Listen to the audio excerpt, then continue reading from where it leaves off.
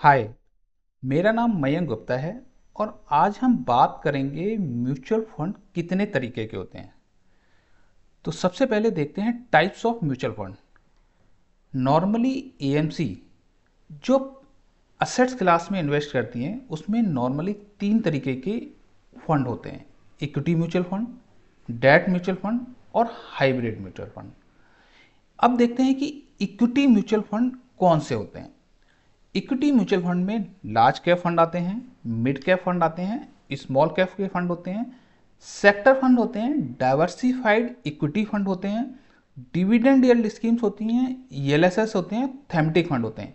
ये जो फंड हैं वो इक्विटी मार्केट में इन्वेस्ट करते हैं। अब देखते हैं कि लार्ज कैप फंड कौन से होते हैं। लार्ज कैप फंड में वो कंपनियां आती हैं जिनका मार्केट कैपिटलाइजेशन 20,000 करोड़ से ऊपर होता है। मतलब इंडिया की टॉप 100 जो कंपनी होती हैं वो लार्ज कैप कंपनियां होती हैं, जैसे रिलायंस हुआ, इन्फोसिस हुआ, टीसीएस हुआ। ये लार्ज कैप कंपनीज होती हैं और जो लार्ज कैप इक्विटी फंड होते हैं वो इन कंपनियों में इन्वेस्ट करते हैं। इसमें जो नॉर्मली जो होता है वो रिस्क बहुत कम होता है और इसमें जो रिटर्न है वो भी कम होता है। मीन्स 13-14% का average return large cap fund में आ जाता है। मिड कैप फंड वो होते हैं जिनका मार्केट कैपिटलाइजेशन 5,000 करोड़ से लेके 20,000 करोड़ तक होता है। मीन्स इंडिया की टॉप 101 से 250 की जो कंपनी होती हैं वो मिड कैप कंपनियों में आती हैं। तो मिड कैप के जो फंड हैं वो इन्हीं कंपनियों में पैसा इन्वेस्ट करते हैं। इसमें जो है लार्ज कैप की कंपेरिजन में रिस्क थोड़ा ज़्यादा होता है, तो इसमें फिर रिटर्न भी थोड़ा ज़्यादा आता है। मीन्स इसमें ऑलमोस्ट मिड कैप जो फंड होते हैं 15% के आसपास रिटर्न आ जाता है। उसके बाद आते हैं स्मॉल कैप के फंड। स्मॉल कैप के वो फंड होते हैं जिनका मार्केट कैपिटलाइजेशन जो है 5,000 करोड़ रुपए से कम होता है। मीन्स जो टॉप की 251 के बाद जो कंपनी आती हैं वो सारी स्मॉल कैप की कंपनीज होती हैं। तो जो स्मॉल कैप के फंड होते हैं वो जो है इस स्मॉल कैप फंड में इन्वेस्ट करती हैं। अब इसमें जो क्या होता है कि रिटर्न भी थोड़ा फिर ज़्यादा आता है, इसमें रिस्क भी कैपेसिटी थोड़ी सी ज़्यादा होती है। मीन्स मिड कैप की कंपेरिजन में स्मॉल कैप के जो फंड होते हैं उसमें जो है रिटर्न थोड़ा ज़्यादा आता है और इसमें जो है रिस्क की कैपेसिटी भी थोड़ी ज़्यादा होती है। इसमें जो एवरेज रिटर्न है वो ऑलमोस्ट 17-18% के आसपास एनुअली आ जाता है। उसके बाद आते हैं सेक्टर फंड। सेक्टर फंड वो फंड होते हैं जो पर्टिकुलर किसी सेक्टर में जाके इन्वेस्ट करते हैं। मीन्स फार्मा का जैसे फंड हो गया SBI pharma fund. SBI pharma का मतलब हुआ कि ये जो सेक्टर है फार्मा, सिर्फ इसी में इसका इन्वेस्टमेंट होगा। अगर कोई भी इस फंड में इन्वेस्ट करता है तो वो सिर्फ फार्मा में ही जाएगा, मतलब पर्टिकुलर सेक्टर में इन्वेस्ट होगा। उसके बाद आते हैं डाइवर्सिफाइड इक्विटी फंड। डाइवर्सिफाइड मतलब वो लार्ज कैप की कंपनी भी हो सकती हैं, सेक्टर के फंड भी हो सकते हैं, मतलब कि हर तरीके का फंड इसमें इन्वॉल्वमेंट हो सकता है। उसके बाद डिविडेंड यील्ड कंपनीज होती हैं। मीन्स डिविडेंड कुछ कंपनियां देती हैं, उसके लिए जो फंड होते हैं उसमें इसका पैसा इन्वेस्ट होता है। उसके बाद ईएलएसएस। ईएलएसएस का मतलब होता है इक्विटी लिंक्ड सेविंग स्कीम।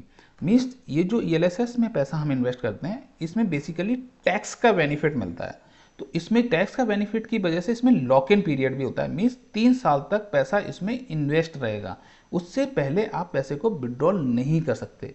जबकि जो ऊपर की स्कीम थी इसमें कोई भी लॉक इन पीरियड नहीं होता है। तो इसमें ईएलएसएस स्कीम में आपको लॉक इन पीरियड मिलेगा और ये टैक्स सेविंग के लिए बेसिकली किया जाता है। थैमेटिक फंड क्या होता है? थैमेटिक फंड बेसिकली किसी थीम के ऊपर होता है। मीन जैसे ई कॉमर्स की थीम है, एचडीएफसी हाउसिंग अपॉर्चुनिटी फंड। मतलब अगर घर बनाने में आपको सीमेंट चाहिए होता है, एशियन पेंट चाहिए होता है, तो इस तरीके का जो भी मटेरियल लगता है वो एक थीम के बेस पे होता है। तो जो पैसा आप थेमेटिक फंड में इन्वेस्ट करोगे वो इस थीम में जाके इन्वेस्ट होगा। इसके बाद आते हैं हम डेट फंड में। डेट फंड मीन्स पूरी तरीके से सिक्योर्ड फंड। इसमें क्या पहला फंड होता है गिल्ट फंड। गिल्ट फंड में जो पैसा लगता है वो जो है गवर्नमेंट की जो सिक्योरिटीज होती हैं उसमें पैसा लगाया जाता है। तो ये पूरी तरीके से सिक्योर्ड होता है। मीन्स लेकिन इसमें जो है इक्विटी की कंपेरिजन में रिटर्न भी कम रहता है। 8-9% के आसपास आपको इसमें रिटर्न मिलता है।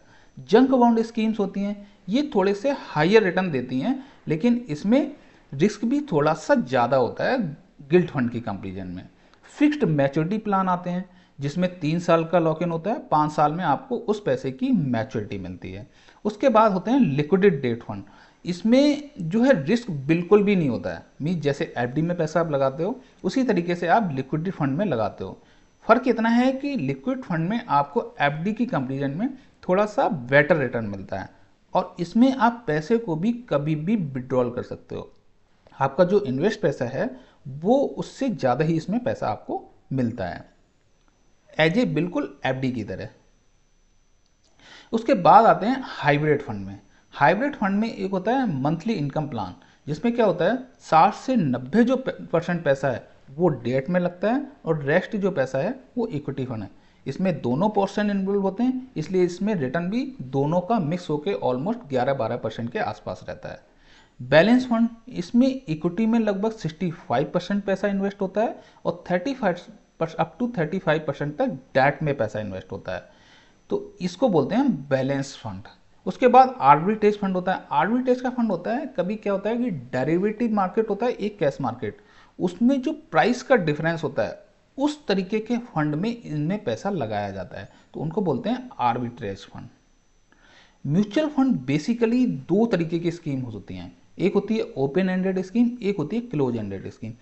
ओपन एंडेड स्कीम्स का मतलब होता है कि जो बेसिकली मार्केट में जो म्यूचुअल फंड हैं उनको आप अभी परचेज या सेल कर सकते हो, लेकिन क्लोज एंडेड स्कीम जो होती हैं वो एनएफओ के थ्रू आती हैं। एनएफओ का मतलब न्यू फंड ऑफर के थ्रू आती हैं, और वो एक लिमिटेड टाइम पीरियड के लिए आती हैं, 15 दिन 20 दिन के लिए वो ओपन होते हैं, उसमें उनको परचेज करना होता है। तो ये थी बेसिकली म्यूचुअल फंड के बारे में एक छोटी सी जानकारी। Thank you, wish you all the best.